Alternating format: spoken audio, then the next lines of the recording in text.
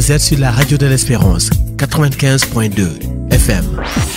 Bonjour et bienvenue dans la revue des titres de ce samedi 11 juillet 2020. Nous commençons avec le quotidien Sud Quotidien qui titre à sa une dimension et enquête de morale au sein de la paire, les défis du président. Toujours dans ce même journal, Mankeur Ndiaye, chef de la MINUSCA, la Covid-19 a rendu encore plus difficile la mise en œuvre de notre mandat. Vox Populi titre à sa une évolution de la pandémie du coronavirus, l'église garde ses portes closes et craint une seconde vague de contamination et un reconfinement. Monseigneur Benjamin Ndiaye, la situation actuelle ne milite pas en faveur d'une ouverture immédiate de nos églises pour culte. Perspective d'une reprise ultérieure du culte aux environs de la 15 août, peut-être si la situation se stabilise. Toujours dans Vox Populi, impact de la Covid-19, 246 milliards de pertes en 3 mois pour le tourisme et l'hôtellerie. Soutien indéfectible du patronat de l'hôtellerie.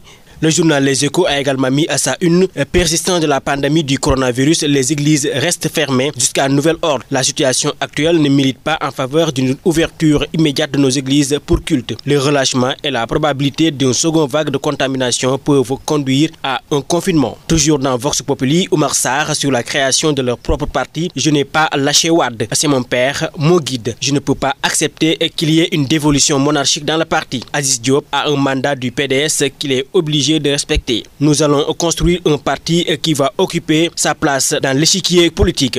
Le journal La Tribune a également titré Indice de perception de la corruption, le Sénégal ne quitte pas la zone rouge. Insulte de Cissé Lo, le procureur actionne la gendarmerie. Le journal L'As qui met à sa une massacre de la bande Filao, Kayar menacé d'extinction. Toujours dans le journal L'As, plainte de Aïmirou Gningue, Moustapha Cissé Lo introuvable par l'huissier du président du groupe Benno Bokk Yakaar. Le journal Enquête a également mis à sa une dossier mortalité et contexte Covid-19, la danse macabre. Fermeture des églises, les évêques maintiennent la mesure. Le journal Libération a également titré plainte contre l'État après l'immolation de Cheikh Diop devant le palais, bras de fer à la CEDEAO. La Cour de justice rend son verdict le 28 octobre. Les fracassantes révélations de Maître Assane Dioma Ndiaye sur l'injection administrée aux défunts à la prison de Rebeuss. Le journal Walf Quotidien a également titré 246 milliards de baisse de chiffre d'affaires, le tourisme et l'hôtellerie au bord de l'abîme. Toujours dans ce même journal, annulation de la dette, crise de liquidité, le sommet de l'État s'émêle les pinceaux. Toujours dans Walf Quotidien, affaire des gazelles Oryx, la tête du ministre Karim Sall mise à prix. Sport pour terminer, stade, titre, c'est un Barça Bayern Real Juif,